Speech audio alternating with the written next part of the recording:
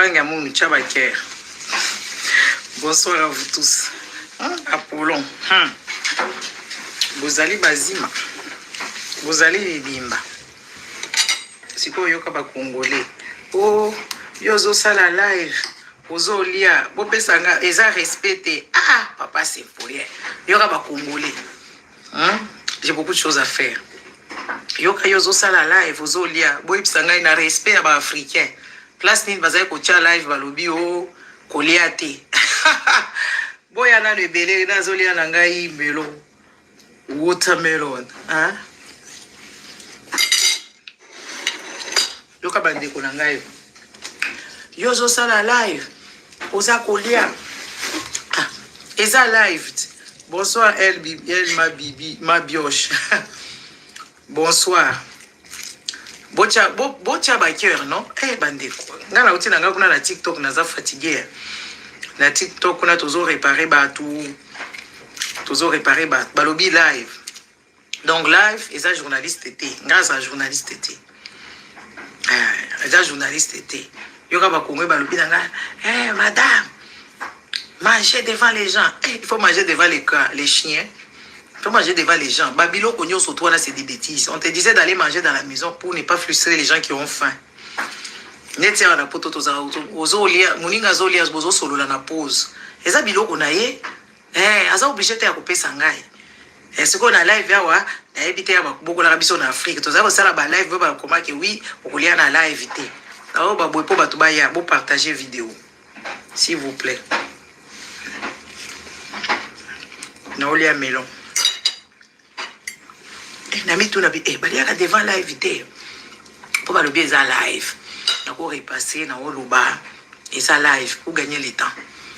Gaza nanga journaliste te ba papa qui wini de ba journaliste ba papa Fabien Kouswanika de ba journaliste junga na kubaluka na komi journaliste bondima te na nunazana nu chronifuati chronifuati de bo babenga ba chroni mama ba chroni papa bango ba journaliste c'est konga so inaza entre deux trucs n'est-ce pas? Si je suis entre deux trucs, je me dis, bon, j'en profite et tout ça. Je fais le live. Les lives, ils ont bon, n'est-ce pas, maman Espérance, maman Sage. Ils ont bon. Est-ce que nga la lobby boy bande ko ngai. Nga na ofinga li susute. Na ofinga batu susute tata soko finga nga na ofingo na mutema. Na ofingo na kati ya mutema. Babilo na bilombo ya ofinga nga na ofinga subino te sa na ozongi c'est la bino li susute na bando ozongi c'est la bino na mutema. Soko possible ka mutafingi bino na mutema, c'est grave. Na ozongi c'est la bino mafinga na mutema ya makasi. So yo monika okomi buzoba Nathalie okana bio. Tesili kana fingyo na mutema. You la carte bleue, la carte rouge, ou carte des 5 ans, ou la carte belge, la carte française, américaine, green card, we don't know which card you are. Carte yaba joker, terrasse. Bonsoir maman Espérance. Maman Espérance Lubamba. Voilà. Donc bande écoutez on va makambo awa ya mboka makambo ya Chilombo yende président asalaka deal asinyaka te o balobaka asalaka kila mabe kat UK Samuel Mingedi kat UK n'est-ce pas? Magali Bolumbu muzuri mama bo partager vidéo boko mebele sikoyo Chilombo a akendaka ko signer deal ayeba kite que oui il y a beaucoup de choses qui engendrent toutes ces choses là, n'est-ce pas? Il y a beaucoup de choses qui vont engendrer. Lui il a cru que être président de la République c'est une blague. Et puis d'un pays comme le Congo qui les gens ont construit, les Belges ils ont eu combien de temps? 80 ans à les construire na état batikaka yango. Nous siko les Congolais on a eu 60 ans à les déconstruire. Chemin de fer et kina etambola kapenza te na côté ya côté moko boye batu ba bimisa balongola chemin de fer to batonga na kati ya site ya chemin de fer bandaku et tout ça là. Elle ma bioche yo yebi TikTok te TikTok eza bat bazakana ba tik na batok ne TikTok eza ka neti Facebook boye mais eza ka neti Facebook qui soko beti eza application TikTok. C'est qu'on a TikTok, on a ils ba live ils a kuna, ba vidéo ils a kuna, ngana zakana na TikTok nanga komo nanga kaka oiza. Ah, waso ko mona ko mona ba vidéo belé ba tu ya ba tik na ba tok. Baza kuna. C'est comme si tozo linga ko soigner bango ba tik na ba tok ici là parce que ba tik ezalaka mtosa ba tok ils ont un problème dysfonctionnement ya cerveau. C'est comme si tu kuna parce que to kuti bande konyo so bazala kuna ba congolais basala ka ba tok. So kuti bango bazala ba tok ya mibali, ba tok ya ba magoda, bazala ba tok na bango moko omona batu bavandela ka ba mitakala ya batu. Yo ebi TikTok te eza blague kaka sozo blague. TikTok eza application. C'est comme on kuna ko soigner bango na longola bango na kati ya batiki na batok, n'est-ce pas? Pipi tozaki kuna, n'est-ce pas? Kuna siko ezaka ba live moko boye obandi ko loba obanda loba batu babandi osenga ba intervenir ba mata. Ba komata soit ba lobi makambo na yo ba komi makambo ozolo ba sujet. Siko ba msusu bobeta masolo na bango ya solo. Comprendre ba beti masolo ya nini siko ikuna biso to masolo ya kobanga bande konanga masolo ya somo toza malade biso ba congolais toza na maladie belé maladie ya maltraitance mibali na basi belé bazana kati ya ba mabala bazana ba maltraitance bana bazana kati ya ba maltraitance ba makambo ize belé kuna na TikTok ba to belé ba mataka kuna ba mataka kuna ba yeko expliquer ba makambo siko biso tozo pesa conseil tozo soutenir bango na TikTok ezalaka et puis to kolakisa bango ma politique muke po bango bazaka ka na makambo ba fait divers et tout ça siko biso to kotisa ka politique pour expliquer bango tala soki o s'occuper na politique te politique ko s'occuper na yo donc botala mboka modèle ezotambola to bandi côté ya kuna ndebo makambo lekana ka kuna na TikTok omona batu ba mati ngana koloba kutu mingi te mutu na mutu amati abandi koloba makambo kuna eza neti l'arbre des problèmes na TikTok eza l'arbre des problèmes bato ba problème omona mwana moko boye banyokolaka ye na papa na ye mwana mususu mobali mususu bazonyokola ye pa ya mwasi mususu banyokola pa mobali baza kuna ba mususu bayebi makambo mususu te nazo sala kuna nazala ka délivrance. Na TikTok dimanche, to sala ka délivrance tous les jours, tous les dimanches. Délivrance ya nini boto nanga bato à Facebook. Na TikTok kuna na bimsi dalongola bato milimu ya choko. Soki kaka na mati dimanche, na yena ba biloko ya ko soigner poso. Bomoni na semakie na TikTok na bimsi bato milimu kuna soki na koti na TikTok dimanche, to yeko bunda milimu ya choko. Bima zonga bisika bikauka rebe tozo ko bimsa mulimu wa choko to bimisi mulimu wa choko na TikTok na ngana na zaka kuna na longola na bimsa bato mulimu wa choko na TikTok to lakisa bango moi savoir vivre na TikTok to loma makambo ebele po kuna live mais la kabande ko la gai na TikTok dakota ki kuna live nini midi na yeko longwa kuna 19h heureusement lelo nazalaki na ndako lelo nazalaki na ndako nga moko ne mazalaki te ya azate donc nazalaki grâce matide donc makasi siko kuna nde to beta ka milimu nazo bisa milimu ya choko izo okoya kaka la tiki choko ba demo ya choko bakumko kati batupuna atiki choko nako bakula les sauces la turi oko supporter ko beba oko beba combien de temps moi tango mlai pona nini poso esonga yoko milimu tozola kisa bango ba kirdam ya bachoko bato ba mati wala siko to pesi bango na mafuta to la kisi bango mafuta to yipsi bango santé et tout le binine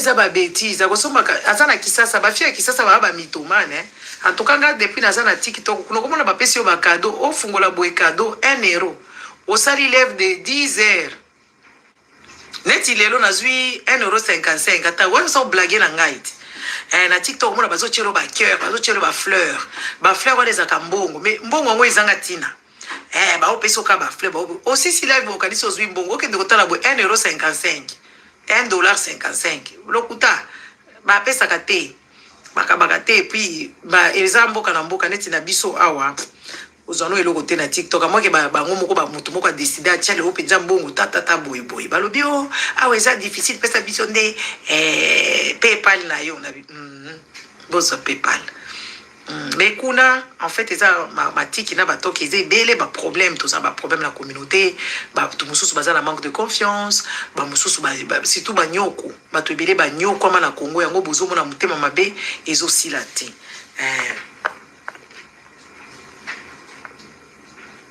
bato ebele banyo koma bango mona ka boye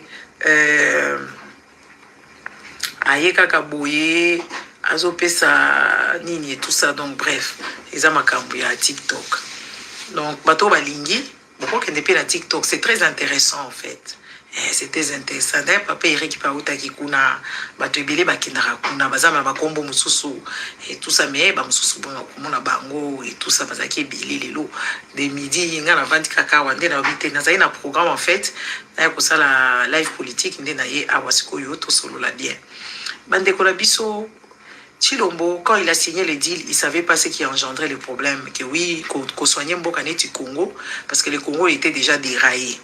Kozongi sa train où est déraillé, ça kilo makasi, il faut qu'on soit bateau makasi, ba grue, il faut qu'on soit bateau ba yebi moi, ba yebi technologie, qu'on soit bateau ba yebi makambo belé belé. Chilombo lui il a sous-estimé les affaires. Lui il avait écrit que oui, qu'on a la présidence ça kakolia mbongo, komatakuna.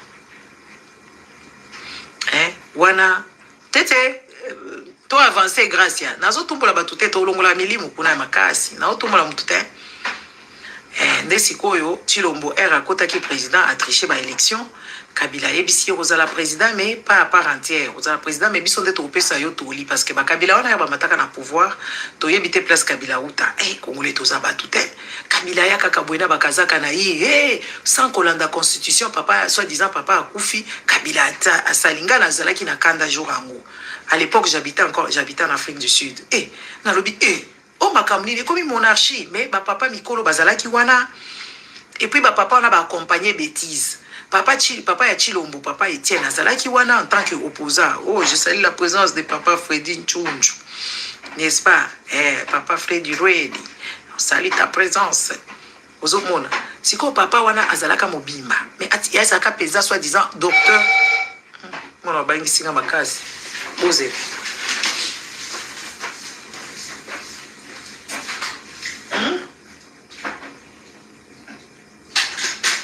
Excusez-moi.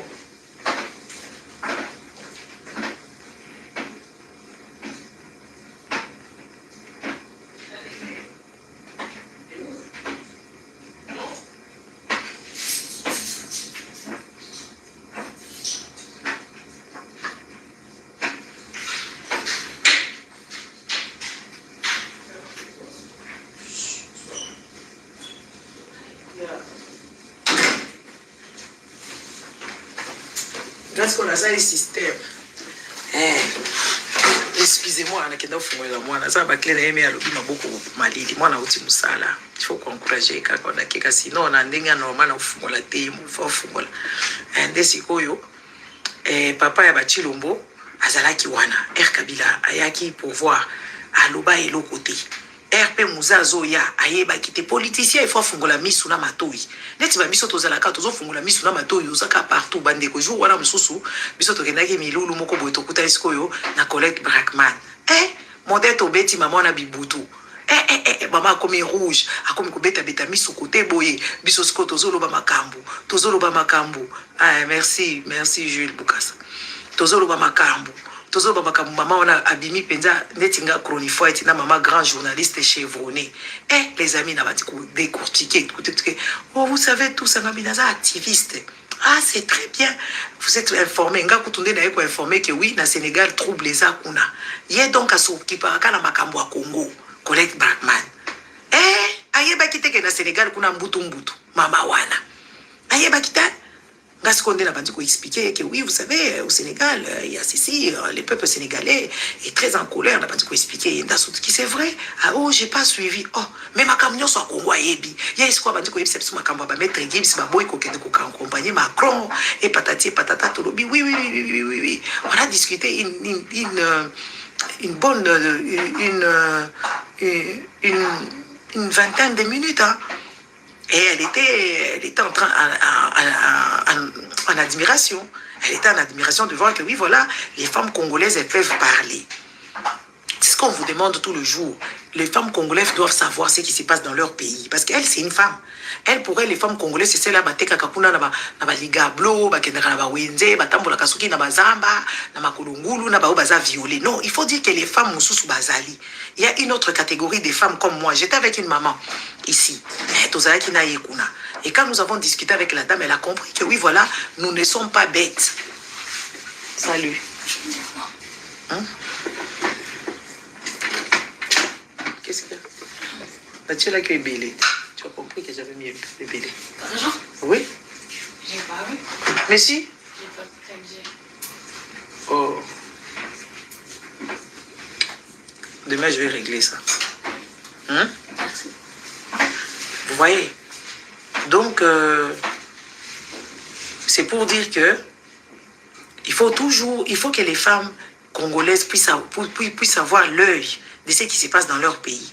Et la madame, elle était choquée hein, de nous voir là, et la façon dont on l'a abordé, et tout. Et la discussion était vraiment, quand je vous dis, huileuse. Hein, huileuse. Oui, c'était huileuse, la discussion. Hein, c'était huileuse. Oh oui, mais il y a quelque chose qui se prépare. Mais oui, voilà. Mais vous voyez, oh, le Rwanda m'espionne. Ah, ça, les confessions intimes. Maîtriser maman wana bandi ko sabiso ba confession. Oh, j'étais l'autre fois à Saint-Michel, je tenais une conférence, on m'a envoyé des Rwandais qui sont venus me contredire. Moi aussi je suis bandeko. Ceux qui bolingi preuve, tu kopesa bino preuve. Tu kopesa bino ba preuve awa. Ba photo ezali, ba bilili ezali, discussion penza. Omoni kaka na ba éducation ngoko filmer muto son insulté, obana point elle était quand même elle était abimaki akitaki makasi la komona ke oui basi ya ba congolais pe ba yeba ka makambo mboka na bango balandela ka yango yo ovandi kaka a ozokende kaka na ba église bandeko église na église batu na yata likambo ezolekana na mboka oyebite UAS elingi koloba nini oyebite mboka na biso ekomi wapi oyebite makambo nyonso wana makambo nyonso oui makambo nyonso ezoleka na minito na mboka na biso oyebite sikoyo kokoma kuna yo kaka makambo eleka na Israël ya kala makambo Israël ya kala bato bamamiaki bavi na bango oyebike bato bazali komine bavi na bango et tout ça nde wana yo oyebi kaka apôtre Paul alobaki nde wana ozoloba mais non il faut apôtre Paul wana bazali koloba makambo ya bamboka pe soki otali makambo yango ya Israël wana ti lelo ezaka makambo mabele mais yo makambo wana oyebi te neti dimanche lelo bandeko ngai nazwaki eza boyebisa ngai eza kaka ngai nazoyebisa bino kaka makambo ngai nazoréfléchir bana bazalaki te donc j'ai fait la grâce parce que moko moni soko osaka ka mama okosutuka kaka moko ke oui olamuka s'occuper na makambo ya ndako c'est comme na sutuka ki na ba 7h30 et puis là se rendre compte que moi nazate et puis nazui idée moko bona lui oyo nazako kende makambo église belair na sauter na mbetu na stress nyonso na bandi ko lukilamba ba bilambe fo lukata 4 bilamba obimisi oyo kitoko te obimisi kitoko te obimisi kitoko te okie ma maquillage effacer ti elonge okoma yo rouge pour kende ko impressionner ba ton église oui il faut la ta bien na ba église na biso fo beta mumbafu parce que sinon ba kotonga yo okamati olukisa talent oyo ça na passe olongoli ba bot boy ça boy donc ba makambo ebele ya buzo bato salaka pona kokende kosambela nzambe na yo oui bandeko et pourtant dimanche eza jour oyo pe nzambe ye moko apemaka nzambe ye moko apemaka dimanche mais biso tokoma kokende bisika toyebi nini tozonga te toke église toyebi te nini biso tozonga mais toke kaka toke kuna na église pasteur soki a décidé kokanga bino en otage 5 heures du temps eza 5 heures du temps mais tozaka na 24 heures une grande partie tolalaka une grande partie. Et ça, week-end, il faut préparer biloko à bana. Il faut préparer ndako à la propre tika pour la semaine et ça la carte pour tobiso tobima kaka kibudi tobimi préparer ba biloko nyonso to wana. La vente peut dire mais ça makambo buso ben et puis ata pasteur aleki si air. Mutu moko ko se rebeller azate les amis. Oh ça qui moutonnerie. Et ça qui moutonnerie makasi ba mouton. Donc mouton avant d'ici pas mutu moko boye et puis ce total il la plupart des pasteurs ba dekolanga et beaucoup wanga na bino mena yebi kaka isa ya solo la plupart des pasteurs bazara bazoba baba zoba bazala ba information ya malunga te, ma information ya politique ba yebi yango te, information ya mboka ya fonctionnement ya mboka balingi na bango ko yeba yango te, ba yebi yango te. Bango musana bango ba yaka ka ko prêcher makambo ya Israël, so ba sisi ko prêcher makambo ba apôtre Paul et Pierre, makambo ya ba Moïse na ba Samuel na ba Mardoché banani ba prêcher ka ba makambo na ya ba. Oh maman Marie-Hélène, yaya munu, gros bisous à toi. Maman Pierre, gros bisous à toi. Ba prêcher ba biloko wana, après ba bandi ko senga bido bambongo. Yoka yo, oh bandi ko pesa, yoka sauce. Banda ko pesa mbongo. Ba ko yebiso panier ya offrande ya nani ya loyer au pesi. Offrande ya église au pesi. Ce qui pasteur moko ba baloba yoka la ki na kwa kuna ba bi bo yoko ya to lobika oza pasteur visiteur. Papa moko ba lokoti na nzela ye wala o pasteur visiteur bo pesa epe ba bonza bo bénir ye. Action de grâce. Oh ce qui pasteur a lobi bo ya bo loba alléluia, alléluia, on est comme accompagner. Amen. Et comme accompagner na mbongo. Laissez-moi modèle zipaki kuweti nangati na mutu bandeko na lali de 7h ti 11h du matin. 11h du matin na lali pongi. Na lali na lobi non. Tobungi saba era. Ero koya na ndako boye okomi dépassé. Osimba boyezo kokate, parce que oza fatigué déjà ba makelele, ba mbunda, ba mabina, bandeko soko ke to sala toke ambiance par exemple, soko ke feti ou bien ke boîte de nuit, hein? Okozonga fatigué lobi nango. Makelele wane bebi saka mutu. Il faut ozwa repli ovanda ba makelele wane bebi saka mutu. Yo siko oke kuno beti maja église, maja. Et puis siko lobi ozaya kolangwa mu Yesu. Yo kayo malangwa ya Yesu oza kolangwa. Okomi mutu akiolo. Ba siko bakoya ko traumatiser ko kende lifelo. Okokende wapi yo kayo kolela. Obandi kolela ntampe. Bande obikela kasi biloko jozo to na tsali. Na zipine ilongi. Traumatisme mutezo sala biso boy bandeko. Ce qui tokei kaka tokei bo tapoter nano awa tapotage te boke bocha ba cœur. Oui, et ça makambo moko ezanga tina. RP bozo kende kuna bo respecter ta timing. Non. Pasteur soki a décidé ya zana ba kanda na ye alingi kaka monela bino po mwasi na boyela ki soki magoda na butu ou bien ya zwaki mo batterie na ye fonctionner ki te pesi ye kanda po ala kisaka nzamba zali approuver mwasi na ya bandi ko prêcher bino akangi bino en otage pendant 3h 4h du temps. Et c'est belé bandeko nanga c'est belé. Et c'est belé, il faut quand même banda ko réfléchir. Sikoyo ba passer ngo ba yebisa biso ke biso to kende na lola kuna to koyebaka mobali na yote, okoyebaka bana na yote, bokoliaka biloko te, bo bando yemba alléluia kembo na yawe, bozo yemba kaka bozo beta maboko bandeko. Quand on réfléchit les lola boy, mais ce qu'on a qu'on réfléchit pe ba musulman o ba kenda komi boka kuna ba biche biloko mabela nzoto ba bumi batu pour ça disa ba héros. Bango ba prometa bango ke ba okuta ba vierge.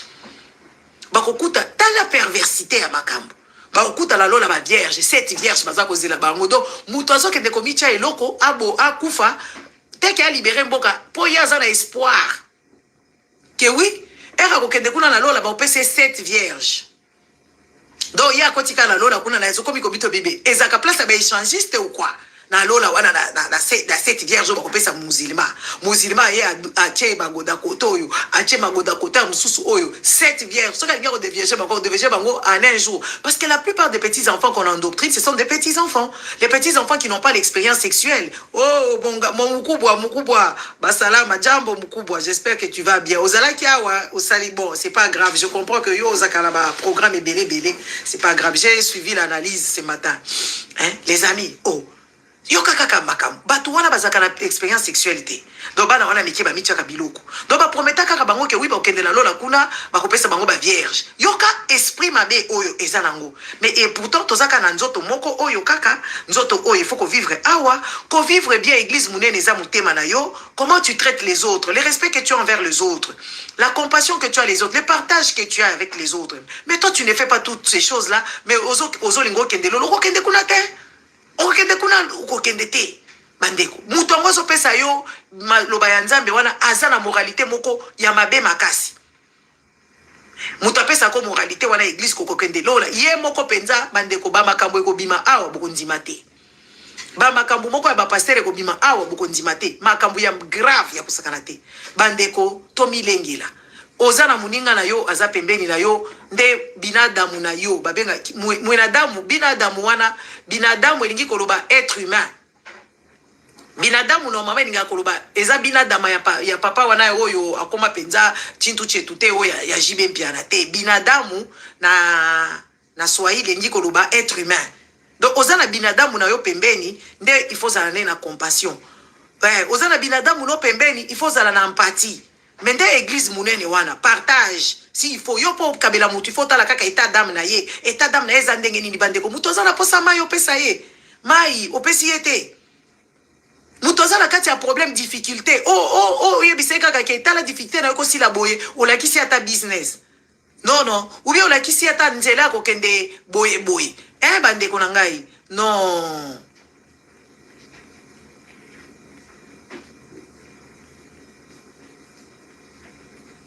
Nani lobi nani akende kolala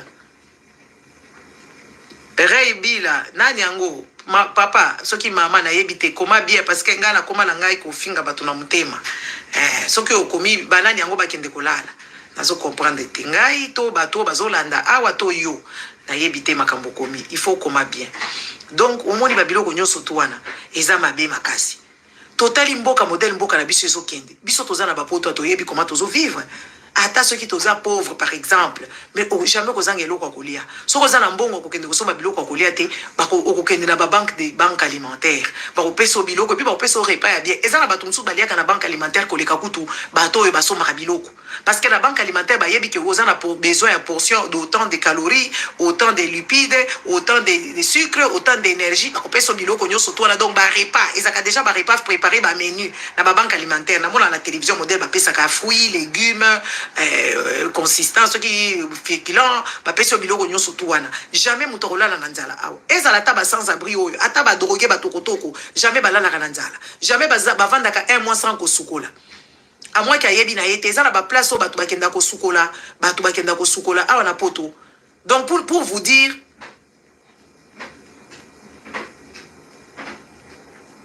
bato ba pasteur merci maman Hélène merci moko mangala pe kindaka nango ka bongo c'est ko ngala kuma kaka na sina décider boko yo kanga société ona finga mutu na fingo na mutemo ko yeba ndenge nini benga mona sali kana fingo na mutemo nde boy musala ya bikulu ezabo ufingi nga boy na live na ngai ngana fingo na mutema esengo mona oyuka.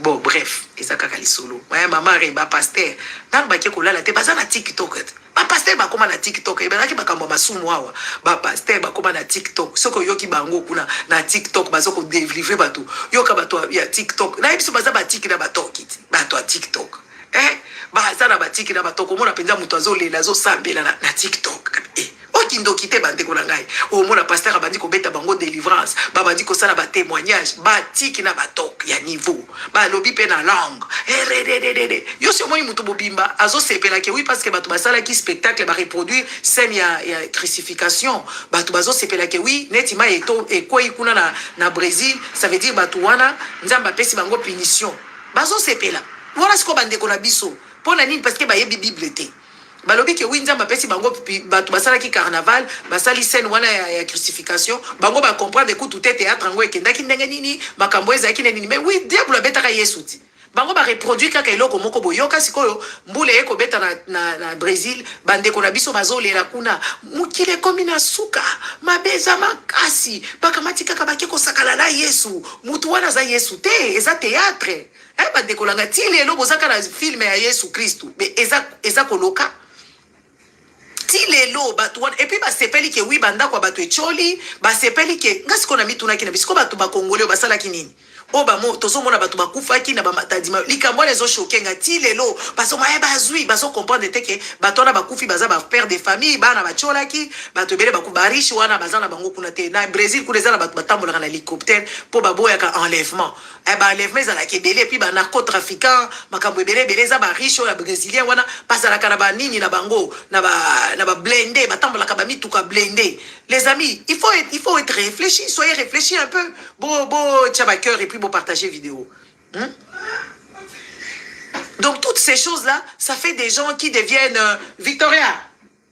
Viens fermer les portes ici, tu fermes toutes les portes et puis tu t'enfermes là où il faut que tu t'enfermes. Parce que je t'entends ici, s'il te plaît. Bozomona, et ça va biloko ya malamu te. Tozo réfléchit,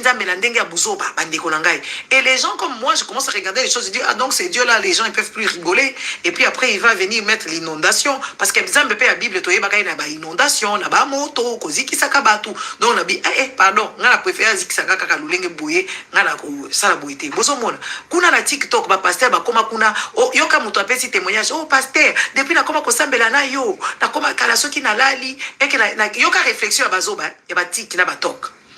Alobi azo bana pasteur na ye wala depuis on a kisa biso ma signification bandoto awa ngai koma soki na lali na loti ata soki na lamuki na kei kosuba na koyoka kaka ndoto wane continuer kabimbi.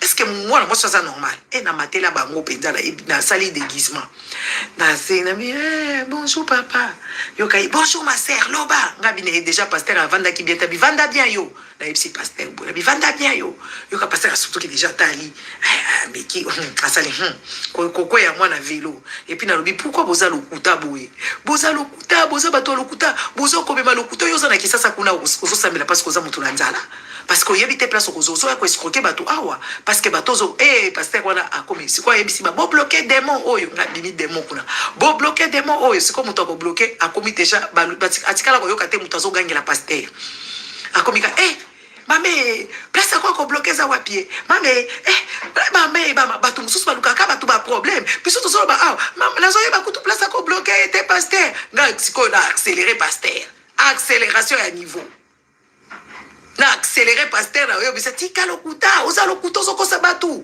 yo za na Afrique kuna batu poto yo bino bato poto pe awa pour ma bozo sala makambo bozo baboye pasteur yo si omoni muto na bi amoko ko biso somnambule ba somnambule kutu baye makambo sala kate donc bazo endoctriner batu na niveau moko na kati ya société na biso boko ndima te bande ko na ngai TikTok kaka modebo yo ki TikTok yo ka bango bakomi kolela jour wana mususu balobi bakokanga TikTok mama kano mama Tony yo ka balobi bakokanga TikTok soki les 16 bango les 16 baye TikTok ezo sala bakanga ki yangote na information kaka ya pambo bazo pesa ke oui ezaka papa fils ekwalanga yoka na ba information ya solo bazo pesa na information bazo landa na bango te balobi bato basaka na administration bato bazala ba fonctionnaire bato basaka na ba poste stratégique nde wana bakokanga TikTok bakangi ne bango te balobi ba désactiver ngo balingi yango te na ba institution ya l'état yoka bango na TikTok ba se préparer qui vraiment en tout cas basali biso mabe bakomi kolela kuna po balanda ka information te bango bazaka ka batu ya dibouche de bouche à l'oreille neti kaka soki soit disant bakoko na bango bazaka ko bana mbunda kuna na kati ya TikTok kuna pe okuta pe bato mususu bazolo ba makambo la bango mususu eza na nzela mususu eza na nzela te la plupart bande ko na biso eza makambo eza na nzela te bavandi ka boye mutu bo ba fungoli caméra ale mobali mwana mbala fungoli caméra bato ba mati babandi ko finga sikoyo donc kasi bazo sambela te les amis on a des sérieux problèmes on doit il faut qu'il y ait une thérapie collective. Ya batu nyonso na bakongole bele ba maladi ya niveau bokondima te mobali moko boye kaka tie TikTok na ye ale cha era tie TikTok alobi kaka bagolwa na ba warrior babunda les amis babandi yo bembe na yo mama na yo liya mama na yo ekata ki yo kafie zo baba bali yo kutozelo ke barwate eza makambo koseka tembe ngani so ali bosola kopela kitela mona kibango poso ki okoti bakomi okomi kotala ba live eza wana en live peza ka neti nazolo baboye moi 6 personnes donc 5 personnes ba mati so ki 8 personnes ba mati comme 9 personnes ba komata donc alobika ba warrior na ba warrior na ba nanyo na ba golwa ba bunda les amis yo elo ki babe faire kuto sa mukuse kafali wala kasaka senti faire kafali ça non stop ngala telemi na bandi kotala gabi mais est-ce que j'entends est-ce que c'est réaliste je suis dans un rêve où je suis pas prête à me réveiller où je pensais que j'étais morte en fait j'ai cru que j'étais décédée alors je les ai vus. Papa Wilfried à Missy. Missy Baba. Badeko. J'ai cru que j'étais dans un mauvais rêve. J'ai dit, peut-être j'étais morte. Yo, Koutou, et le Guerwandé. Je me suis dit, mais c'est pas croyable. Mais après, je me dis, non. Je sors. J'ai dit, pour que je puisse voir clair. Mais c'est C'est quoi ça? Hein? Je me dis, mais est-ce que c'est réaliste? Je me dis, non, c'est pas vrai. J'ai pas cru à ce que j'entendais, à ce que je voyais. Je n'ai pas cru. Je me dis, non, c'est pas possible. Na longwe na wana na se déconnecté na bina zonga na zongi. Na kuti bango de bako bisko. Yo kanya yo. Non, les amis. Et ça, c'est la jeunesse.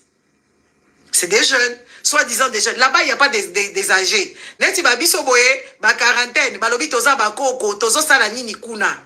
Il n'y a pas de... Mais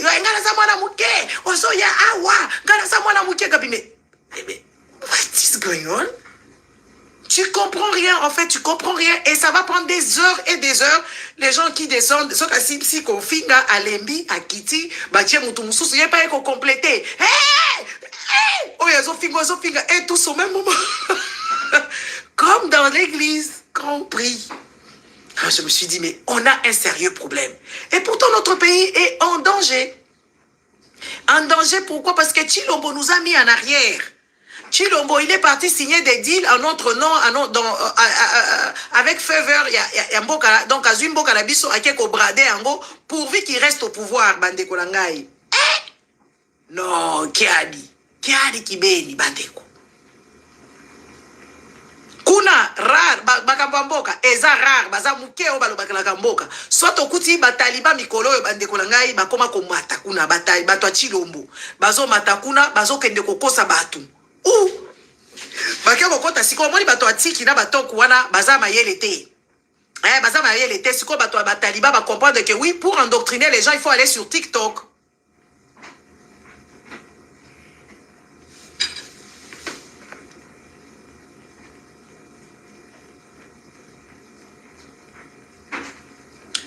Kasi papa fils. Bango baye bakite babandi kolela. Oh siko toko koma ndenge nini? Siko toko suka wapi? Siko yo bato a TikTok wala baza penza batok na batiki. Bazo comprendre makambo te. Siko bataliba bakomi komata. Ngaju mususu na ke live. Na ke live na TikTok bato basengi ba mata. Nga siko na talaka deja bato. Soko sengi ngai na tali yo na yebi deja. Et là, on dit que la côte à la mito à bateau, on a la côte à la mito à bateau. Surtout bateau TikTok, on a beaucoup de mouton. Moi, mouton, moi, déjà mati. La photo, yes, koyo, a che photo, a tseke dinasima. On a déjà oyo, mbumamabe. Na yebi keza o mbumamabe.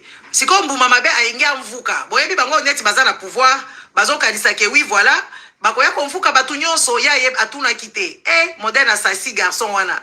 Na base ko bola ye mwamba kanyinda, Eric Wana Mati déjà, et puis elle accompagne que la monique Fota Tshisekedi déjà na Sima, il est parti, il a changé, il a mis son truc, genre son truc, comme ceux qui député, il veut, où il postule, ou je ne sais pas quoi, son nom et tout ça, sa photo, comme le Congo est devenu l'album photo de tout le monde peut se réveiller du jour au lendemain. Je soutiens le président Félix, ça faut dire Félix Nayaye, Bazu Bakole en la ville. Et ça là partout na Kinshasa, c'est comme un album photo à Congolais. Ndeboy Makamozo le Kanakuna. Siko yo ti pango atie eloko na ye wana photo na ye. Siko yo, je peux parler, Gabi na ye, tais-toi. Tu attends. C'était toi, tu attends. Oh non, quand même, ça fait un bout de temps. J'ai dit, toi, tu dois attendre. C'est moi qui parle. C'est moi le propriétaire du live. Nazoli Penza, charisme, Nazoli Penza, autorité. Tipa Mosko Bangi, Azeli. Nabandi Kokende Nanga Makamumusou sous divers. Oh, je peux parler. J'ai dit, si tu n'es pas patient, descends. Nabi, si tu n'es pas patient, tu descends. Tu attends. Quand moi j'aurai fini de parler, je te donnerai la parole. Tipa Azeli. Bande kona zeli siye, zeli sakaye, yé pas au comprendre de teke, na o sakana na ye. Pona mona ki ke oui voilà, et puis après na ye kopé sa ye parole na lobby, tu peux parler maintenant. Oui, je vais me défendre, puis je vais défendre les chefs de l'État aussi. Je dis, ferme ta gueule, allez, tu descends d'ici, na bengani. Comme un petit malpropre, tu ne viens pas défendre les chefs de l'État ici. Tu dois venir défendre soit ce que lui, le chef de l'État, a accompli, mais tu défends le Congo. Nous sommes en train de défendre le Congo. On ne défend pas XY. On défend le Congo. Le chef de l'État va passer, le Congo va rester. Donc nous, on n'est pas là. Si tu viens ici pour défendre les trucs depuis, na kiti si type à se déchaîner, na bandi kofinga, boko mesala, a bandi koko, na ba nini, na ba message, na ba commentaire, boko mesala, boko yoka, toko nyonga biso, na bibisi zoba bolole, na bise botali, Bato balobaki maman Gisèle. Oh maman c'est pas nazo gangi la garçon nazo se l'autorité. Bato ba mona nga méchante. Bango ba comprendre qui le pourquoi et le comment. Parce que déjà ngana yebi nini yango ko bima ya malonga na bato ba kumisa ka Chilombo. Et loko malonga ko bima kuna te. Et tout ça. Si qu'on a couti est-ce qu'on a balavi ya ba TikTok. Na lava ba TikTok abandi ko expliquer buzo banga na télé nika la fenêtre na otala na lobby. Ah. Si qu'on pas TikTok wala ngana ko matakuna te po na sina gazae. Na gazae mabe na gazae makasi na ko matakuna te na ko senga pe ko matakuna te po akondima te akoya ko il faut yeba ko se préserver bandeko na se préserver kaka na taille kana bi na papa mususu bazaki mi balé duo fort batunyo sosi ko batu mususu bazo bakanga mbanga bazo ko si ozalo kuta me muto azaka ye moko azo se défendre batu mususu bazo yeba te makambo azo se défendre eza bongo te lokuta donc ozomona muto ameli pe mabaza ibele bakomi longwa babandi ko bisa Burundi ka modèle to yebi bataliba modèle bazala kawana bakomi ko finga garçon la qui contre ma solo la bazo beta ya lokuta bakomi ko ba yosa kutu Burundi batu yosa za Burundi bango ba yebite ke za stratégie na bango ya ko de congoliser batu batu ai DPS bazaka na stratégie moko ya ko de coloniser batu o mona babandi batu wa mususu bazala ki wana na garçon na solo ba isa lokuta bazo kosa na este makambo zo le kana bongo te bakosi bango bazolo ba makambo ya diplomatie na bango agissante wana soki agissante garçon zo beza bongo te diplomatie za la rapport de force bango ba lobida ya sa Burundi mama bato mususu ba congolais mususu bazaka na Burundi ya kosala nini yawa bima yaya kobi na za Burundi les amis na yoki mutema pasi donc bataliban wala ba conseiller kaza Burundi siko neti bango baza bato ba TikTok bazo comprendre te keza ka Josha bozo mona bazo comprendre te keza ka Josha ya kobi je suis pas Burundi on no ba lingala on dirait mutonga za Swahili phone lingala pe est bloqué ah na yo quel garçon na mawana lobi mon Dieu tout ça au lieu de défendre les pays vous êtes en train de mentir matin midi et soir des menteurs nés est ça normalité si ko Chilombo makambo na kanisa kimboka eza mboka ya ye der asali deal makambo wana ekoko makuna kaka eloko bongo omoni ekozala kaka ya zo vivre azo mataba avion azo ko gérer le côté njoka nde Chilombo ayeba kiteke za piège na ba oba pesa ki deal wana ba yeba ki kaza incompétent ko kokate e ko lakisa ki bozo ba nyonso yepe siko ti ake kuna na ki malhonnêteté na ki bo pauvreté na ye abandi ko yiba mbongo ya leta do makambo moko te ezo bonga kuna te likambo moko ezo bonga kuna te ye sikoyo azaka na ki pouvoir sikoyo ka Chilombo to ganga ki makambo ya état de siège wana Chilombo lobi te eza biso mutu to senga ki état de siège Chilombo to bonga ki makambo ya diplomatie agissante wana soki diplomatie agissante voisin soki éternel soki voisin soki originel to boya ki makambo wana Chilombo wanga ni nyoso c'est jamais de sa faute mikolo Chilombo azui fait vert ya koloba kaka oh les Rwandais nous attaquent mais oui et puis quand on t'attaque qu'est-ce que tu fais tu te défends quand on t'attaque tu te défends. Mais lui se défend pas parce qu'il a signé des a commis ce quoi Monique ba congolais ba comme ko fungola misu Chilombo aye lisusu aye siko na 100 000 euros oh ba congolais ba yokeli ye mawa ba cotizele ye 100 000 euros pour à se représenter deuxième mandat Yokaka Josha congolais ozomona pasi congolais ata na mbongo te mbongo ba tika kango na 16 comme soki na 23 soki 25 batu bazo se retrouver te na Congo kuna batu bazo kufa ta bazo bango bazalaka bango bazo ba wana na ebite soki combien de zoba basangana ki wana po basangisela ye Chilombo ba pesa ye 100 000 pour se représenter lisusu na deuxième mandat na ye po balembi na nu Chilombo te ba congolais boyebi ke bino fo bolamuka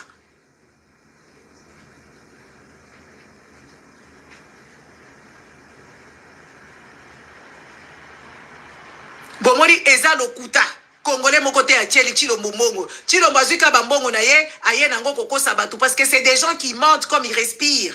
Ils mentent comme ils respirent. Makambo ba pekisa ka ye na Barwande awa. Ye muto akenda ko ganga kuna na dili na ye, adimisa biso ba Nyamulenge. Jour ata zalaki wana na makambo ba Nyamulenge. Les gens qui étaient là-bas, les gens qui étaient dans la salle, ils ont refusé ba boya malgré ça ba Tshisekediste. Ba lobaki oyote. Tellement que ces gens-là ils entendent ça au longueur de journée, ils commencent à accepter. Le seul Rwandais qui existe est Zanga Kaka. Ndenga Kanga Bamona Kanga Rwandais. soki rwandaise c'est ngai kaka nga nde rwandaise na kati ya mboka wana barwandais mosusu bataliba bamonaka bango te ere barubero bazokende kosala badejeuner bapetit déjeuner bamoni bango te ere bato bamoïse bato oyo nabosali bakombo na bango oyo baza na M23 oyo bamibali oyo ya M23 barwandais nyonso wana ere bazali kovanda na Kinshasa bazomona kaka bango te bato wana bavandi M23 wana ba Mamadou Ndala basala ki tout ke ba dissoudre M23 M23 atikala na défaut parce que ba vrai congolais ba telemela ki bango ba M23 ba limwaka Chilombo muto eko benga bango na dili na bango ke oui kotisa siko bango comme ça biso to accomplir siko makamna biso balkanisation to accomplir bango Chilombo abengi sa ba M23 gouvernement ya Chilombo ezo liesa ba M23 na Kinshasa ba vanti bango na ba grand hôtel et puis ba eko lukela bango ndako ba komi ko attiser moi bato ba komi ko mona clarté bato ba komi ko attiser moi curiosité Chilombo azo bango ba ke ko loger bango côté mususu mais ba so pesa bango mbongo au nom du contribuable congolais to mona ki ba tuboko boso ki ba Codeco ba ye kuna na ba côté moko ba Ituri kuna bakenda kokokanga batu kuna bazwi mboka en otage Chilombo apesi bango mbongo et pourtant toza awa tomonaka ba prisonnier congolais bazokufa baboma mutu te ayibika keloko mutu ayibi lisangu batie na prison mutu ake asali bêtise moko boye banal o babenga ngo ba dégâts oyo kutu no sense quoi biloko ba délit moko mineur Chilombo azo bango na gouvernement ba Chilombo na ba mususu kabila tika bango na prison ba prison oyo ba pesa ka batu biloko kolia te bazo ba okufa me tomona ka ba Codeco ba koti soki na mboka moko soki na ba kote ba Ituri kuna na bosa ni mboka ngo ba pesa bango mbongo ba pesi bango mutuka na karibira e monani ba tongoli et puis ba libérer na ba militaire na ba soldat na bango ba libérer na batu mususu bango bazwi nzela ba kei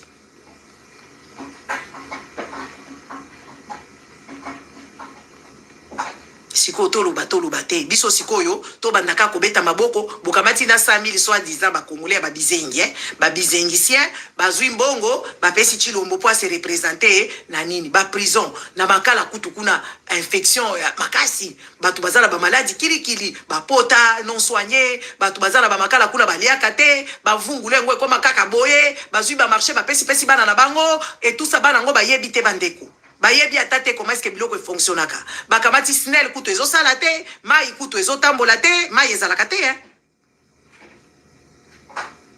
banzela salité ok kotala modèle ba défigurer ville à Kinshasa wana na baso de mouton biloko ya salité ya kosakana te mbongo ya ba 100 jours balia bakenda nango et tout ça mbongo aram balia bakenda ngo siko mikolo ekomi mbongo ya ba conteneur soi-disant assurance 2500.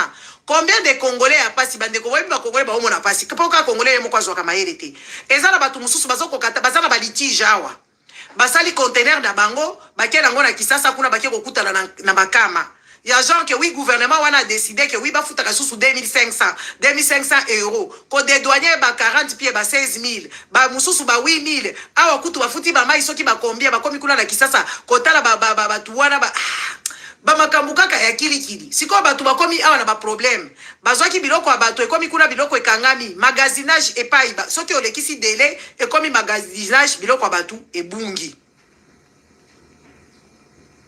siko bato ya diaspora oyo mayele mutu mayele sili mayele suka bango na yebi te pourquoi balingaka kosala ba commerce ya pasi ba commerce ba biloko so les ba commerce moko ya ba à peu près ça ne marche pas vraiment c'est beaucoup d'énergie botiki bana ba baby boke kuna business esimbite oye awa o baby si makambu nyonso bandeko na ngai il faut bobanda ko réfléchir autrement parce que occupation o eza na Congo kuna c'est pour que la diaspora ne s'en sorte pas parce que si la diaspora a l'argent la diaspora va s'organiser autrement vous savez même les églises au mindele bazotika ba église eza kola li sabatuti.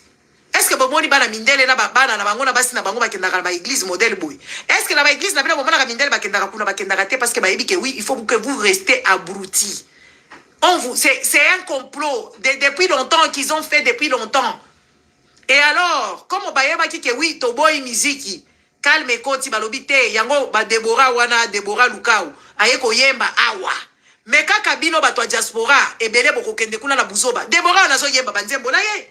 C'est des losers. Ce que Monica Moutobobi comme oh, moi je trace les choses simples de l'Éternel. Aza loser. Aza loser. baluza ba Deborah ba oyo ba Michel Bakenda ba oyo papa oyo atikela mwana na héritage ya église oyo Moïse Mbiye bango nyonso tout wana ba Mike Kalambai, ce sont des losers, ils ne savent pas quoi faire de leur cerveau ni de leurs mains, alors ils vont aller mascader. Tala oyo mwana na biso oyo ya danser ça komi kobina pe banzembo nzambe Mike Kalambai afuti ye kwa bina banzembo na ye. Comment vous expliquez ce genre de dérive? Oui, la pauvre elle fait que son travail, mais dites-nous depuis quand? Depuis quand invitera danseuse professionnelle à Yakobina musique en Zambie? Vous ne voyez pas que ces gens-là, ils sont en train de chercher l'argent? Moi, des fois, quand je rentre dans des voitures, les gens qui écoutent ce genre d'imbécilité, moi, je me dis, mais ça me fait mal aux oreilles. Hein. Ça me fait mal aux oreilles. Je dis, c'est mal à la personne de la voiture. Ah, tozo solo la katana no musique. J'ai pas envie d'écouter ces imbécilités parce que c'est de l'arnaque, parce que c'est de la manipulation. Ah oui, garçon, ceux qui, mais monseigneur, ceux qui me célabé, mon comme me célabé. Mais c'est la même boya yemba nzembo na ye et ça la succès te ya Camerounais. Nzembo ya résout succès. Est-ce que yemo to sala promouvoir ango? Yemo ko kuta zozo na eloko te. Na kati ya masolo wana. Ti mindele ba yembi nzembo wana ti ba bini yango na boîte de nuit mukolo nzembo sala ka nzembo na ye et sala na go succès te. Ba ye ko timbola ka nzembo ngo ba chimoli yango nzembo ekei partout ba komi kolobela ngo ti na ba information. Bomoni e place à engager ba Jenny lo ba nani Jenny nani Bosenge. Po abine la nzambe. Boso mona te keza ba makambo moko boye il faut bofungola misu bino boyoka ba nzembo nzambe o méditation boso méditer te yango ba bondeli na bino etambola kate olingi ko yemba yembela nzambe kumisa ya na ndenge na yo tu n'es pas obligé d'écouter ces petits charlatans de merde qui n'en vaut pas la peine oyo soki mususu alobaki na biso tozonga na Congo parce que ba mindele ba kozwa biso en esclavagisme Roger Bakaye wana ke na Amérique ne pe ba kokanga kuna esclave te bakokanga esclave kuna te balor mbongo ba vivaka ba vie moko très bizarre c'est des femmes malheureuses. Oui, bazala ba onde négatif, mobile ne azoye que oui, c'est son fion d'or. Donc, Laure Mbongo chante pour son mari parce que son mari doit vivre. C'est elle qui fait vivre la famille et tout ça, boy boy. Elle a tripoté avec Olive Lembe. Elle était avec Olive Lembe qui faisait le mari de Olive Lembe faisait des bêtises. Olive Lembe fait des bêtises avec ses exonérations. Yako Sakanate. Yé maman Moussali Nzambe, alobaka na ye loko. Alobaka na ye loko te. Elle a profité de largesse de Olive Lembe. Mais c'est une personne qui a eu des faveurs de Olive Lembe et Olive Lembe, elle a volé notre argent. Yebisanga ovanzi kaka bobandi ko ye ko yoka banzembo na ye eh ba congolais fo bokola ba musulman kutu balaka bango ke wi ba kokende kolala ba je ba banani kuna kombo nango banani abakolala cette vierge yo ko yeba ka mwasi na yote okoyebaka mutu tebe la boulot boyebi au moins 89% ya makambo oyo toyebi na mokili eza ya lokuta makambo 89% eza ya lokuta oyo toyebi na mokili awa eza ya lokuta bapharmaceutique bazokosa biso bapharmaceutique bazokosa biso banani bascientifique bazokosa biso oui ba vierge banani bapolitique bazokosa biso banani susu bazokosa biso ba financier bazokosa biso banani susu bazokosa biso ba économiste bazokosa biso ba avocat kutu bazokosa biso bandeko na ngai 89% makambo nyonso toyebi na mokili eza ya lokuta siko biso miso elala ba pasteur bazokosa na bango makambo nyonso ba pasteur bazoloba ya lokuta ils ne pensent même pas à ça ils sont là juste en train de raconter tout et n'importe quoi bakabati basaleli bostra fête ya munene bapesie bakado babizengisien bato a bostra basaleli bostra fête ya anniversaire et puis er bango basaka anniversaire na bango bostra ayaka te parce que c'est une autorité pour eux. Est-ce que bango ba fêter l'anniversaire bostra comme la bango ta la page là que oui on fête aujourd'hui l'anniversaire de maman Fulani neti banga boy na pesa bato ba joyeux anniversaire a osoki na mona ki anniversaire a mutu na pesi anniversaire. N'est-ce pas bango baza bongo te ba égoïste ozo ke ne pas mutu égoïste okabati opesi ye ya zanzambe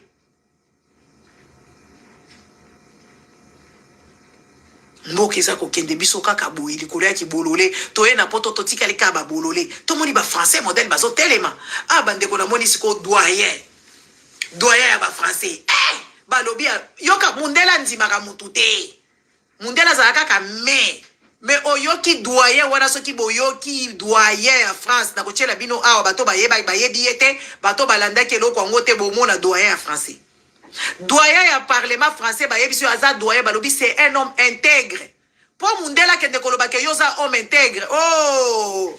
Hein? Wamkolwezi, gros bisous à toi.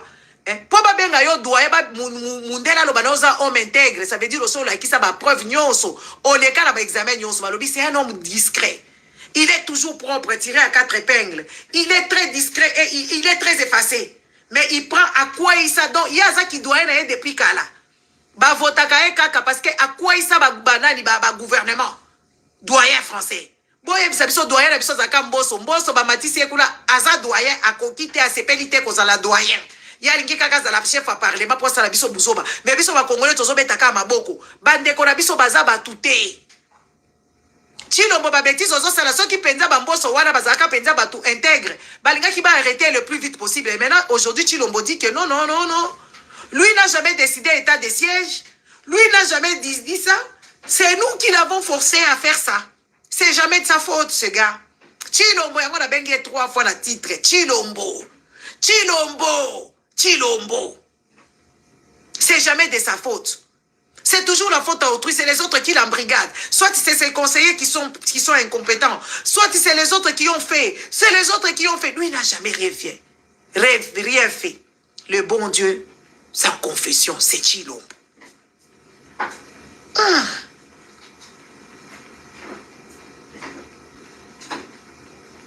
Un monsieur qui ne sait pas assumer et prendre ses responsabilités, assumer ses erreurs, et ça Chilombo.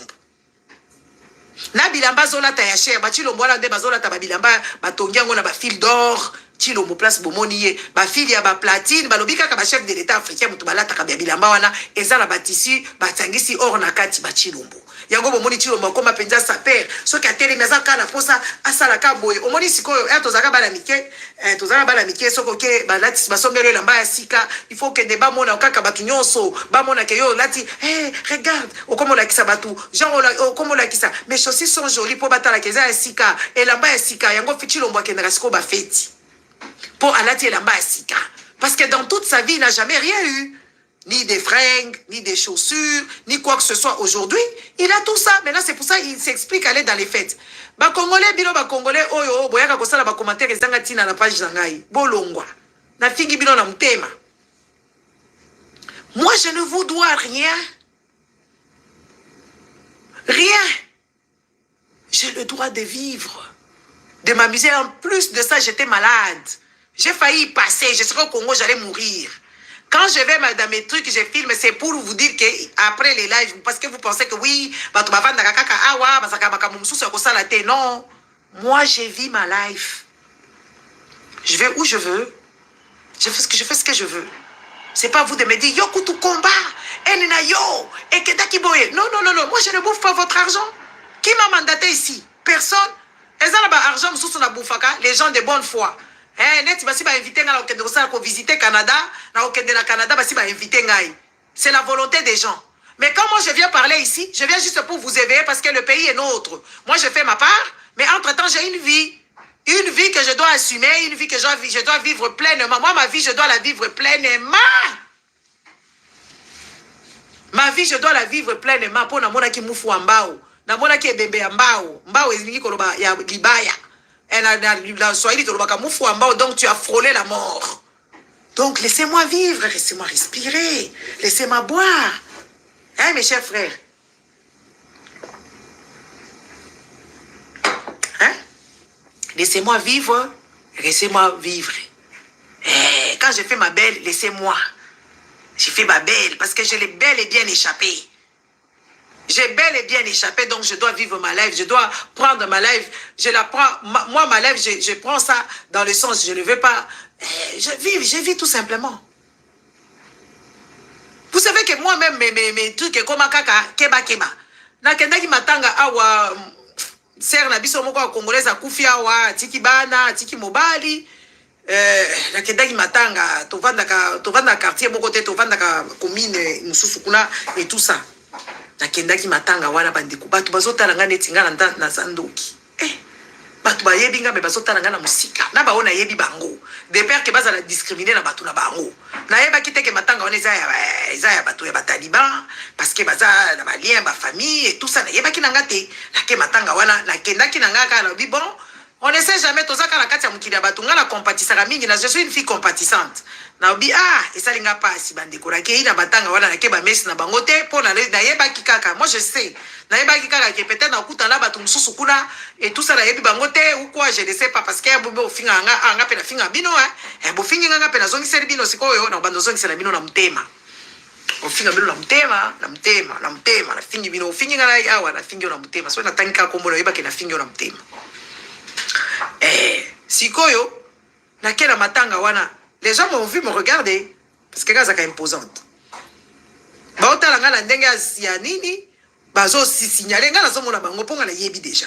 Na omona bango na matanga wana bazo talanga bizarre, na ba okutu na yebi bango bazo talanga bizarrement, bazo sala semblant ba solo la ngate ngape kutu aka kipa o ya fali penza la ko employer mona bino ka kipa kokolo. Na ke wana ngamoko, na telemi ngamoko. Na ke ora pesi mukolo matanga na présenter ba condoléances na telemi na cimetière. Telemi na cimetière. Après ba moni ba passer ba komi ko déconner na lobby pe ngamoko, na solo li ngamoko pe à haute voix na dit mais yi bien. Regarde comme ça ils sont méchants. Bah tu passes wala ba sota nga ba mususu ba se disperser. Na tikiri ngamoko. Ba kepe kuna ngape na telemi ka wana ti na za telema wala ti ba kundi na zwindera. Allez, tout la mwisi ya zaza na zongi na ngai pa na ngai.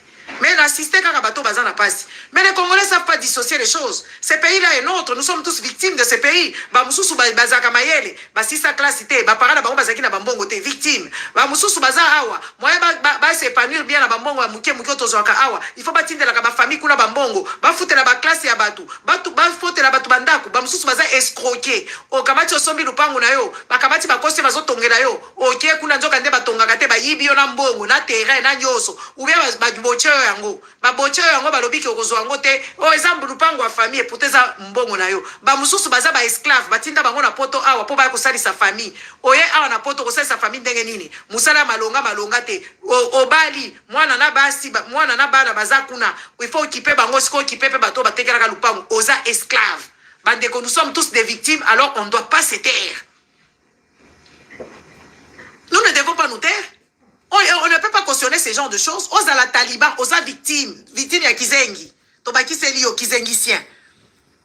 Combien de gens ici, ils doivent prendre soin des gens. Bazobanga, noko kolokangai, noko kosalanga boye, noko kosalanga boye. Combien de victimes il y a? Nous sommes tous victimes sans exception. De loin ou de près, émotionnellement. Tous ça, victime. Si quand diaspora, moi, ba victime, moi, ba la mukate.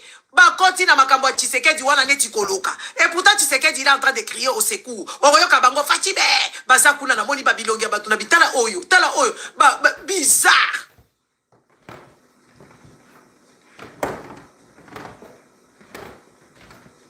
Mboka ngwe bongi puko zongi te. Business a malonga ezo simba te ba victime. Ozo linga ta ko tongeloko sima cher et paille. Soko ke Kongo ngo pour na voyager quand na Congo vacances, eza vacances, eza ba stress. Mbongo, tu risques même de t'endetter. Et pourtant ba vacances auto kenda kango awa vite, il faut que na ba Cannes, ou que na ba États-Unis, ou que na ba Boye, il suffit seulement tu t'y prends à l'heure. Toloba te biso toza kaka bandoki, toza ba aîné, toza ba jaloux. Ngaso na posé biloko na ngai, foutez-moi la paix. Je vous dis la vérité, foutez-moi la paix, je fais ce que je veux. Quand je veux, où je veux. Je poste mes photos. Ça, pourquoi on a posté en haut? Pourquoi je me sens en vie? Je me sens en vie. Moi, je suis super en vie et je dois vivre ma vie à 100%. C'est pas parce que que je n'ai pas une vie après. J'ai une vie après moi. Et je m'amuse aussi. Est-ce que vous foutez à Rangaï? Oh, yo oh, yo lo bela kamboko comme ici qu'on a tambola mtakala. Ou comme qu'on a taboye bakinga côté ni. Gala la takalanga kaka.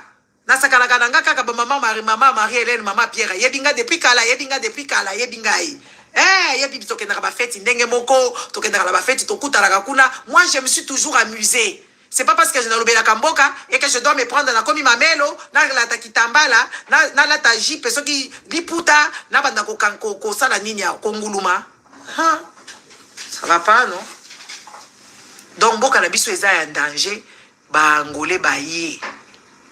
Bangolé pe baye kokota na gâteau chilomba komi koloba oh ba Kenya mutu batie na erreur. Et pourtant il y a outi koloba ah oui pas Macron que oui voilà si lui il était entré dans la communauté de l'Afrique de l'Est c'est parce que ba opérateur économique bazala qui pénalisé. Mais ceux qui total ba opérateurs économiques wana, ce ne sont pas des Congolais. Ba opérateurs économiques bazala ba Congolais. C'est des Indo-Pakistanais, les Libanais et tout, et patati et patata. Et ces gens-là, ils ont l'argent à bousiller parce qu'ils récupèrent ça. Pourquoi? Parce qu'ils ont le monopole en tant qu'opérateur économique. Et alors, les petits commerçants congolais, est-ce que Boyo Karasusu, papa oyo azalaka, oyo papa oyo finga kape batuboyo, papa oyo ya mungala, oyo ya mbuza. Est-ce que Boyo Karasusu kasu na pema? Parce que babomi business na ya mabaya. Babomi ba business ya batu nyonso ya ba Congolais. Il y a plus de Congolais qui sont opérateurs et à solo. Oh, Congolais qui pèsent. Congolais qui pèsent, c'est Congolais voleurs, Congolais politiciens. Bandeko chilombo kaka ba chilombo oyo. Tala modèle bazo beta sabatu mitu. Na loala bakuna problème eza kuna bandeko. Pour partir hein, pour to komi air. Na juste je stop, juste pour paf je stop. Mokia bandeko, est-ce que Mokia wana za suna mbongo? Mokia lobakata kopi kolanda ka mapango na ya vivre kasi ko na ba loyer. Parce que business est quoi ya ba Congolais baza suna mbongo te. Tout ça va victime bandeko, financièrement victime, émotionnellement victime, matériellement victime, pauvre de pauvres batu oyo ba pauvre ba Congolais. Et pourtant baza na kati ya mboka na bango mboka kitoko mboka ko pesa ba opportunité na Congolais nyonso akoma penza riche. Congolais nyonso akoma riche mais lelo ba Congolais nyonso bazaka pauvre. Siko chilo mboka ndai ko engager mboka na biso na kati ya Afrique de l'Est kuna pona nini po ba opérateur économique bazo l'avantage mais au détriment des Congolais. En avantage aux Indo-Pakistanais et tout est patatas. Vraiment, vous expliquez ça comment? Si la immigration, si l'on a bousillé un problème qu'on a. Hein? Administration Koutoundé comme sous Kikolopo.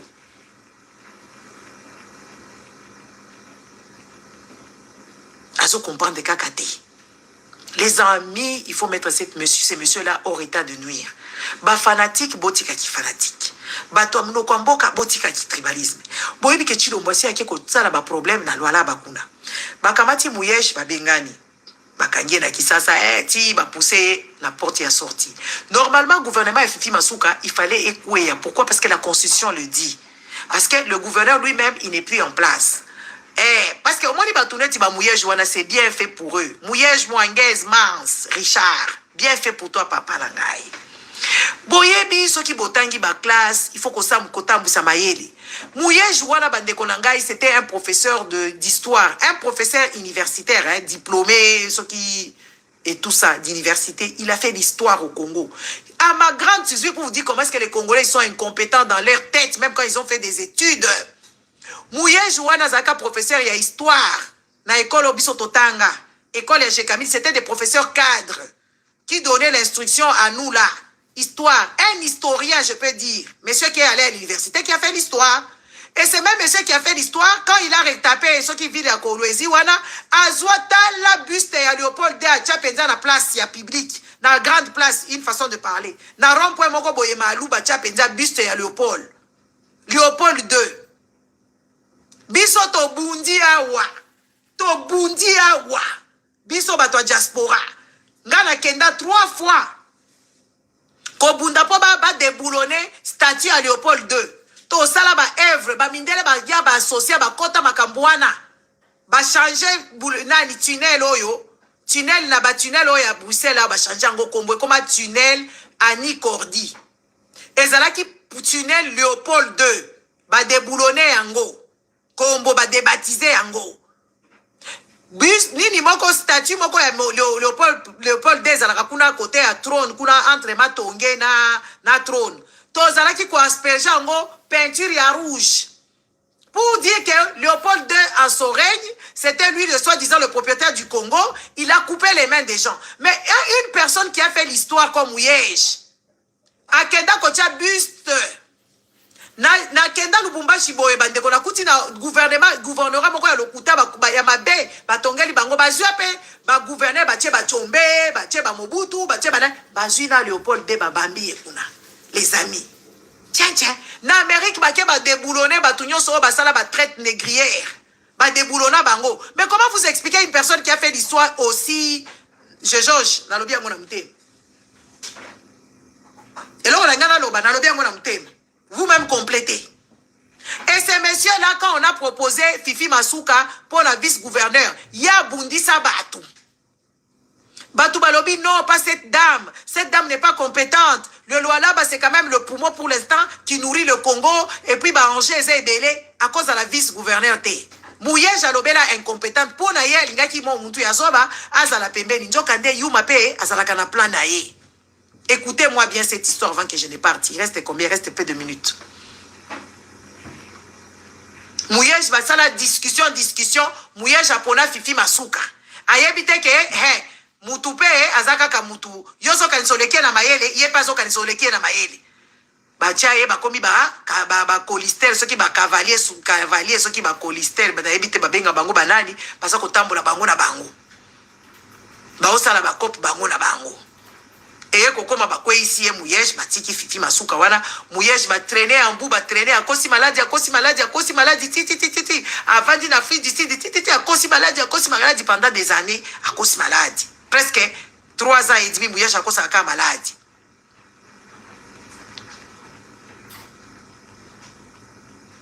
Babandi ko bamba isko baba contentieux. Oh ayiba kimbongo boye. Oh détourna ki boye. Si ko ba congolais baza tellement bouzo ba ti lelo congolais zozo muto alinga se postuler la députation bazu na chipoi. Mais congolais pourquoi vous allez esclave ya modèle oyo? Congolais pourquoi vous allez bino ba to poto bokenda ba Congo wana. Na bino ba congolais bolanda ba information oyo o to biso toza koloba. Comment boko za ba bizengisia ya niveau oyo? Katipi moko boye kazo ke de ko postuler ba memi ye na chipoi. Wona za ba biloko ba ndoki? Eza ba biloko ba esclave. Comment ba komema mutu na chipoi? Po alingia comme député. Ba memi ya na chipoi ba congolais. Mutu ngo ndinga bandi pe amitiki. Yoka ba congolais na nzala. Basi ba memi ye na chipoi. Comment vous vivre pour une étibatou à Kala? L'étibatou il y a 15e siècle. Bandeko, c'est quand même répugnant de voir dans une république où les gens n'ont pas de cervelle. Bameni Moutouna Chipoi. Moutongo a vendu à Zosa la Péboye. Mais qu'est-ce que c'est que ça? Qu'est-ce que je suis en train de voir? Et tu vois les gens, ils étaient en souffrance. Mais non, c'est trop loin. Ça va trop loin ces histoires. Ce manque d'intelligence me dépasse. Ça dépasse l'entendement. Et au Longwe wana, Fifi Masuka, akoma sikoyo, gouverneur ya Lokuta, parce que normalement il faut démissionner. Na yé na batunaye ba gouvernement wana ba gouverneur wana il faut ekweya. Siko ba chilombo ba sali ye siko getapa. Fifi Masuka elle est partie jusqu'à laver les chiottes de chez Nani, comment on appelle ça? De chez Marthe.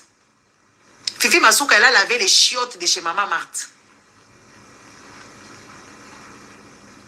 Elle a pris tout l'argent du Katanga et du Lualaba. Elle a coupé sango pour ne pas bâtir Tshisekedi. Batindele Sikoyo, Basali Getapan, Batindele Sikoyo, Isabelle Kibasa. Isabelle Kibasa, na Fifi Masuka, Bazo Bundela Sikoyo, gouvernorat. Comme les Congolais, ce sont des gens malhonnêtes. Ba mususu bakoma kia siko ekobi bato asika ya Fifi Masuka bananu balie bien te. Bakomi ko bunda kuna batu mususu bazalaka ba pro Mouyesh na batu mususu batu mususu kutuna yeli bango na omona bango modè bazolanda Isabelle Kibasa. Soki to landi ba Isabelle Kibasa wana bakoza na ba nationalité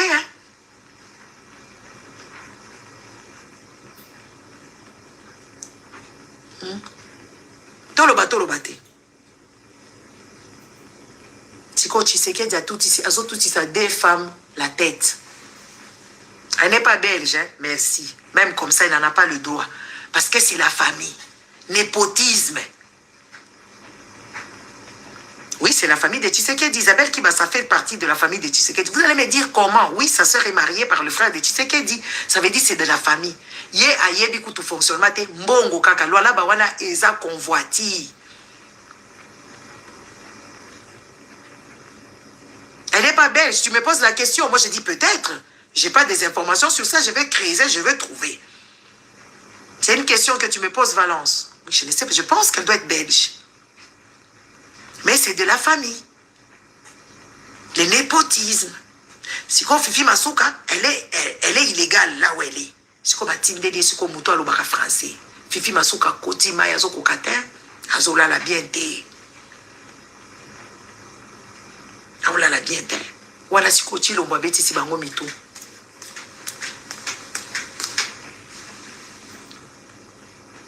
Kepe ayembango, hein.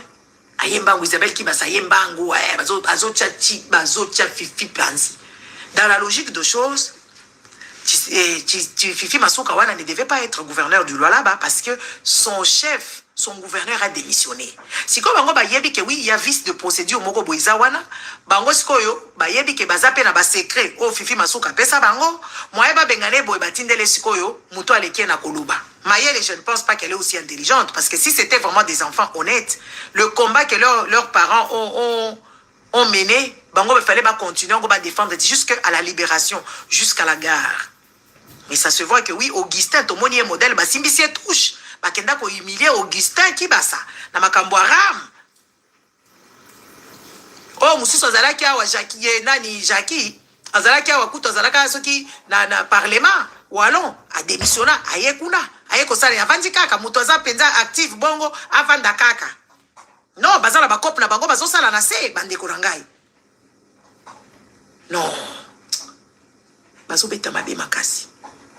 Et quand, si nous, on ne se réveille pas, ça sera juste Mbokawana est appelé à disparaître dans peu. Et si ce petit monsieur de Chilombo, il parvient à aller braver mandat, à tricher, boye que ba Congolais boutique à tiki président, na bino moko ba oteka bino ba ko bimisa bino ba organe, ba ko bimisa bino ba organe ba ko pesa ngo ba ngulu, po ba organe ngo ya bino e beba. Ba pesa ngo ba ngulu, ba pesa ngo ba nyama, ba bimisi bino po ba mindele bazolinga Congo sans les Congolais.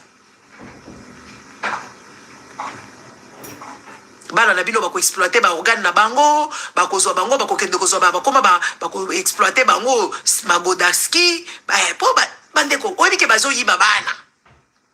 Oh la vraie. Bako mi ko yiba bana. Opération yiba bana. To mwana moko ba yibi ye na miso papa na ele kina ba chaîne nyonso. Mwana zo mona na tembe bakangi bako ba yiba mwana za wapi batona bazolo bate. Soki ba teka mwana. Boyebi bana bazo yiba bana, bon se rappelez makamoko le kala dans four kuna un type comme ça qui avait volé les enfants. Et comme il connaît bimi mbutu era ko décoller, bana wala bakindaka wapi. Baza ba magoda skit, bazo ka bango basa kala na bango na magoda, ba mususu balongoli bango ba organe, ba mususu bazozo ba mama kila na bango, ba makambo eze belé na mokili oyo. Po biso ba Congolais to kanisa biso moko tozaka na monde oyo, ba tu mususu bazo exister te. Il y a des choses méchantes qui se passent à l'insu parce que nous on ne veut pas creuser. Imaginez-vous ce que je viens de vous dire. Un monsieur qui a donné le cours d'histoire. Histoire à Congo, histoire à Bamindele. Oh, la Révolution française. Oh, Diego Kao a fait ceci. Mais comment ce monsieur-là, il peut prendre le buste de Léopold II à Tchango, la place Malou, ceux qui place Nini à Tchaki, buste Wana à Léopold II. Et pourtant, biso to sali tout bas déboulonné. Pour vous dire que Bandeko, bato bakenda pe classe na Congo, bazala bango ba yelete. Donc faites attention. Chilombo, Azoya, Abe. Chilombo, il ne connaît rien. Tout ce que Chilombo n'a jamais rien fait, il dit c'est vous les Congolais, c'est parce que vous vous acclamez pour lui. Tomoni bagili ba keko beta ba journaliste, tomoni ba makambo ebele zo le kanakuna. Denis Nyakero kekuna la Lualaba, ba bimisele ba mbongo, ba sale ba discours en français, tozo comprendre de français angote, bandeko. Jusqu'à quand bino ba Congolais, bo memi ba tuna ba chipoi, bozo kende ko kumisa batu, ba kumisa ka mokonzi te tala Macron a. Macron a zoko suye, Macron a melika ka bière moko. Mais Macron va s'allier bêtise. La minute yo, Macron assez à perdre 10 kilos. Macron botte la modèle à baby, mon emballé à batou. À baby na makambo minene. Et pourtant Macron, lui, il n'a pas l'argent. Yoka ba Congolais. Ah, Congolais penza. Pour la coquine, tu as 6 minutes. Yoka Congolais, lobby, on m'a fallu, bah, pesa qui est. Ah non, non, ces gens, ils sont dingues. Lobby Fali, bah, pesier 34 millions. Na Macron pour Amima Ebisika. François eza ko saigner. François bazolinga ko resto ko sala nani comment on appelle ça? Bazolinga ko zo ba solution na ba hôpital na bango bazomona ngo keza bien te ba prise en charge eza malamu te bazuika ka fali na bino po fali wana nyukuta ka luketu ma zwa kamata kende. Macron apesi siko fali nini ya France. Le trésor français, bah, mimisi 34 millions, bah, pesi fali. Vous rêvez debout, vous. Vous dormez debout et en rêvant debout. Arrêtez ça. Vous pensez que parce que dans votre pays, l'argent se brade. Vous savez, 1 million, mais à Wakaka. À Wanakartier, la biso moutoumoko a gagné 2 millions dans l'auto-érie. A gagné en na station essence awa. A gagné, kuna na station essence a gagné. C'est quoi, ils ont la question, moutou a gagné l'auto-érie.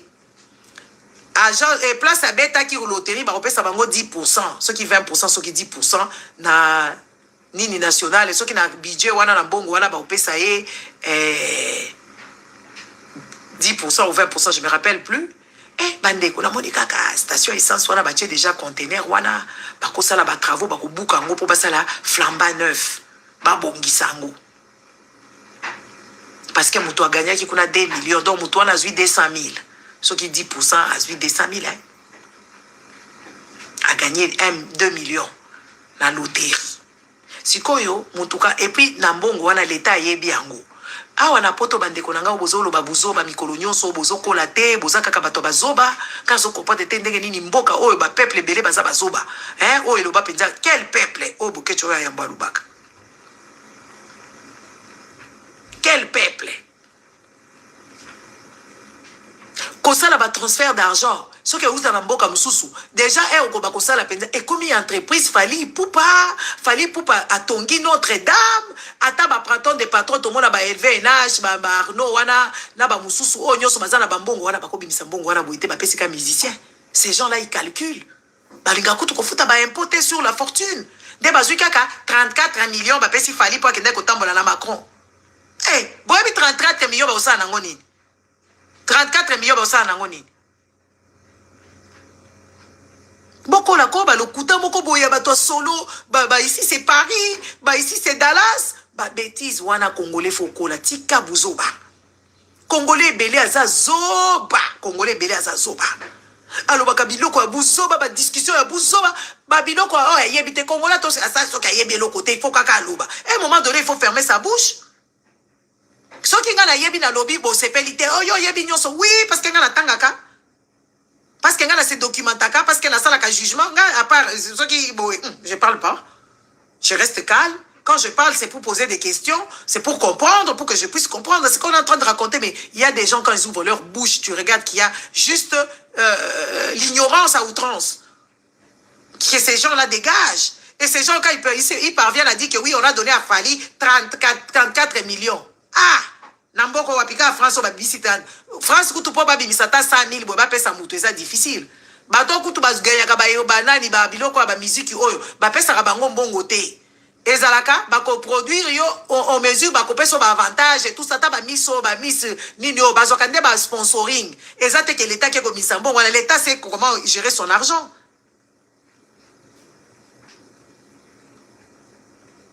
Neti maman moko zaki ba ebisi yo ke na TikTok ba lingi ba sombanda ko eza lokuta ba fi ya kisasa wana c'est des filles qui dorment debout ba teka ka ba kabelo ba teka ka ba choko ba yaka ko sala ba bese ya ko finga et tout ça ko finga ba tuka e ba si poto boza salité otali mutazolo ba pe oza salité o regretter lobi oh le monde en envers. Maman mutu penda fungoli chaîne na ye na TikTok po lo bakaka basi ya poto boza salité boza kutu bizarre bolumbaka solo mabe po basi ya poto batiaka maquillage te basi ya poto bakendaka boz mona kapasi bodefa kalipa biso na poto ko defa lipa wapi et pas ya boulanger ok defa lipa wapi na Lidl na Aldi na Colruyt na Tosco ok ko defa lipa wapi na Walmart. Ok, donc c'est wapi. Ok, donc des fali par wapi. Jamais. C'est de la connerie, c'est de la foutaise.